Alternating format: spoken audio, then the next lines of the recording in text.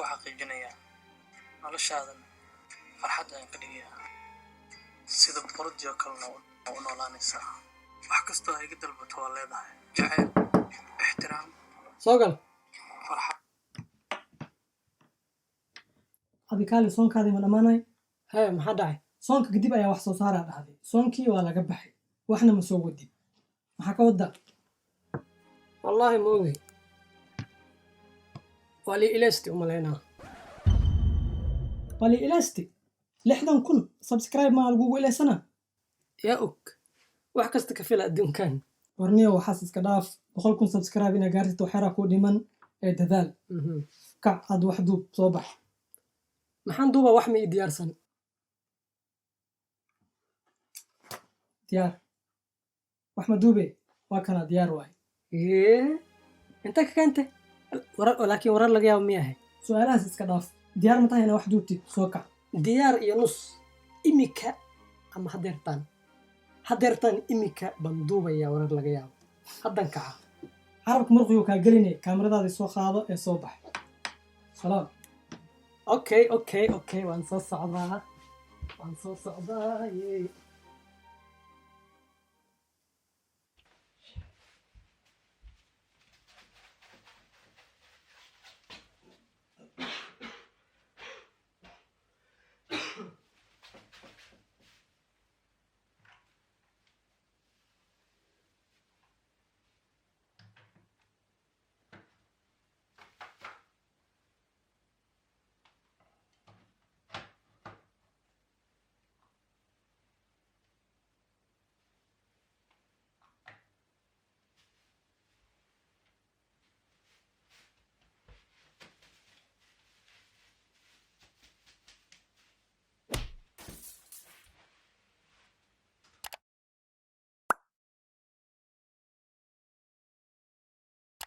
السلام عليكم ورحمة الله وبركاته وإذن سلامي دمانتينا ميل والبا أدجوكتان ورر لغا يابو إن أدو لغا مخلين خيبت صدن لح أما صدن إتضو مهبي أو شوعا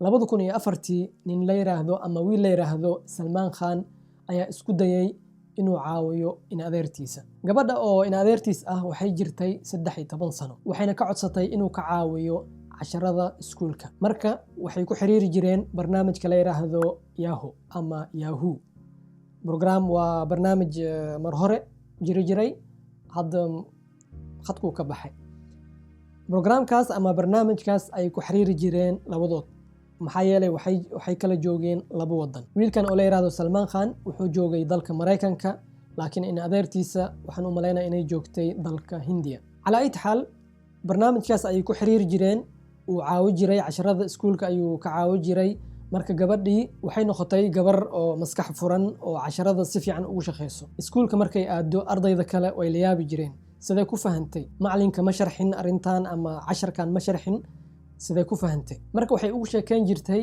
in oo wiilkaas caawiyo marka ciidaha kale oo kharaabo yihiin gabadhan markay arkeen inay gabadhan wax fahmayso oo waxbarashadeed ku fiicnaatay Salmaan Khan ay waxay ka codsadeen wiilkan oo la yiraahdo Salmaan Khan ay waxay ka codsadeen in oo ayagana ilmahood caawiyo okay ayuu dhahay uu caawi jiray laakiin haddana dariskii ayaa imaaday oo ka codsaday in uu caawiyo haddana marka wiilkaas muddo 2 sano Yahoo ayuu dadkaas la xiriiri jiray familkiisa iyo dariskaba saas ayuu wax ku baraay ama wax ku caawi jiray 2006 waxaa soo baxay YouTube markuu soo baxay wuxuu ku fikray inuu channel furto isla markii channel ayuu samaystay wuxuu dhahay hadda kadib muuqaalada xagga ayaan soo saaraa xagga ka daawada familka dariska ilaa magaalada dhan may daawato macnaha qofkii rabo YouTube-ka ha galo meeshaas ha ka daawado casharada 2009kii shaqada uu ku shaqeyn jiray ayuu ka tagay si oo firaaqo u helo macnaha wuxuu ku fikiray inuu siiyo waqtigiisa dhan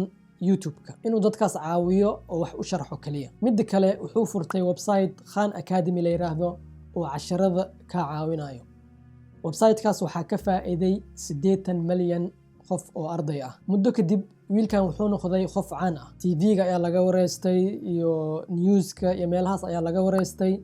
Marka Google ayaa aragtay, Google ayaa la soo xiriirtay. Macnaha waxaan ka wadaa shirkadda Google ayaa la soo xiriirtay, waxay siisay $2 milyan. $2 milyan ay siisay. Waxay dhahday mashruucaadii ama fikradaadii oo dadka ku caawinaysid si horumari. Mid kale waxaa soo dhaweeyay haddana ninkan oo la yiraahdo Bill Gates, ninka iskale shirkadda Microsoft. Wuxuu ku martiqaaday masraxa la yiraahdo TED si uu u soo bandhigo qisadiisa. Masraxii ayuu soo istaagay, qisadiisa ayuu ka sheekeeyay. Kadib wuxuu siiyay $1,500,000. isagana sidoo kale si uu u horumariyo caawinaadda dadka caawinaya iyo casharada oo dadka u soo bandhigayo. Maanta wuxuu noqday nin caan ah.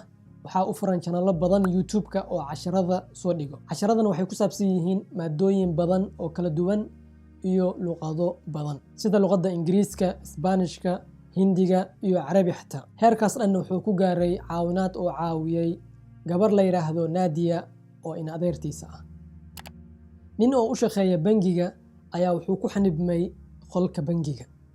waa qiso cajiib ah. sidaad ogtihiin bangiyada oo la yiraahdo ATM oo derbiyada ku yaalo way kala duwan yihiin. waxaa jira qaar oo waaweyn qol gadaalka leh iyo kuwa oo yaryarka caadiga oo derbiyada taagan. Cala ay taxaal ninkan wuxuu u shaqeeyaa bangiga ayaa soo diray. wuxuu dhahay bangigaas meeshaas aad waxbaa ka khaldan, bax soo habeey. macnaha cilada ka jirto bangigaas bax soo fiiri ama soo sameey, soo habeey, waxyaabahaas ay ku dhaheen. ninkan wuu imaaday, hooshiis ayuu bilaabay, wuxuu sameynay, wuxuu habeenay isagoo meesha ku jira qolka oo bangiga, yacni qaybta gadaal ayuu ku jiray.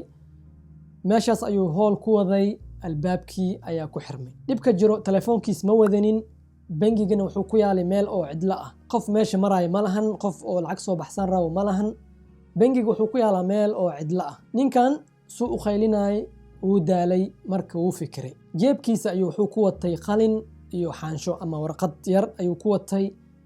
warqadii ayuu ku qoray icaawi, meeshaan ayaan ku jiraa, lambarkan maamulahayga ka wac. waxaasuu qoray. kadib wuu fadhiistay meesha. qofuu sugaayay, qof oo lacag baxsan raba ayuu sugaayay. 1 saac kadib nin ayaa yimid oo lacag baxsan rabo. kaarkii ayuu mashiinka geliyey ama makiinada geliyey. kadib wuxuu sugayay lacagta inay u soo baxdo. waxaa u soo baxay warqadii markay u soo baxday, ninkii wuu yaabay. wuxuu isdhahay maxaa waay waxaan, lacagan sugayay xaansha iyo ama warqada ayaa ii soo baxday. marka wuxuu sameeyey dhinacyaasha ayuu fiiriyey. wuxuu islahaa kaamirada qarsoon ayaa laga duubi doonaa. laakiin meesha kaamirada qarsoon ma ahayn, waxay ahayd arrin run ah. marka booliis ayaa meesha soo maray. booliiskii ayuu la hadlay, wuxuu dhahay arrintan ayaa jirto. booliiskii ayaa soo dhawaaday, mashiinka u soo dhawaaday. halow, waxyaabahaas ayuu dhahay. dhegta ayuu meesha saartay. ninkii ayaa hadlay.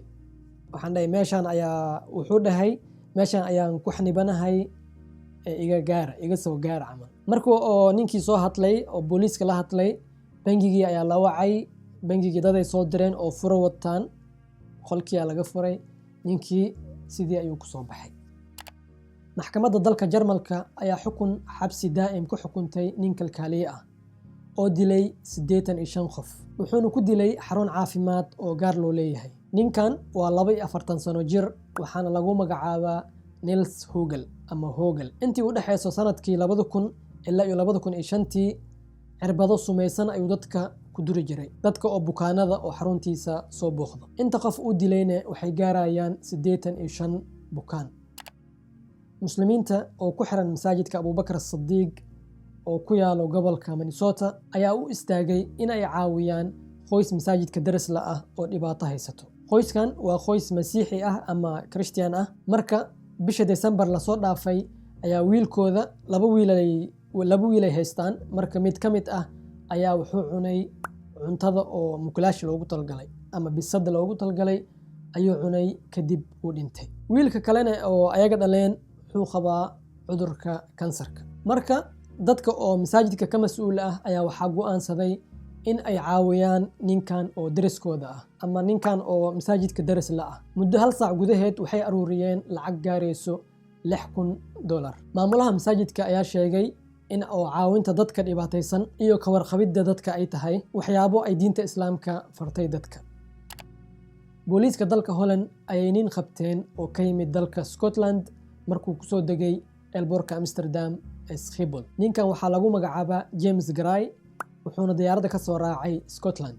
Diyaaraddii ayuu soo raacay, diyaaradda oo hawada ku jirto ayuu isku dayay inuu albaabka furo. Macnaha albaabka oo diyaaradda ayuu furi lahaa. Dadkii oo diyaaradda saarnaa ayaa ku orday, way qabteen. Kadib wuxuu dhahay, waxaan u malaynayay albaabka musqusha diyaaradda ayaan u malaynayay. Laakiin waxyaabahaas oo kale waan u malaynayo, derbiyan u malaynayo, dariishan u malaynayo ma laga yeelay. Isla markii shaqaalaha diyaaradda ku shaqeeyo waxay la xiriireen eelboorka. Diyaaraddii markay degtay, ninkii waa la qabtay. Booliiskii ayaa waday, waxaa lagu xukumay 1 maalin oo xabsi ah iyo 600 euro ganaax. Ganaaxii ayuu iska bixiyay, 1 maalin ayuu xabsi galay, kadib baashaalkiis ayuu galay. Baashaalka kadib wuxuu damcay inuu wadankiisa u laabto. Yacni wuxuu haystay ticket, wuxuu jartay ticket go and back. Marka wuxuu rabay inuu laabto, ticketkii ayuu soo baxsaday, wuxuu aaday eelboorka. waxaa balalahay adiga 5 sano diyaaradaha shirkadda KLM mamnuuc ayaa ka tahay. yacni muddo 5 sano diyaaradaha oo shirkaddan KLM la dhahay ha ku soo dhawaana la طيب اوكي تيكت waxaa la dhahay yani saasay خلاص wayna maanta sheekada. على أي حال intaas ayaa idin soo bandhigay. waxaan rajeynayaa inaad ka faa'iido maahan inaad ka hesheen. marka assalaamu calaykum waraxmatullaahi wabarakaatuh.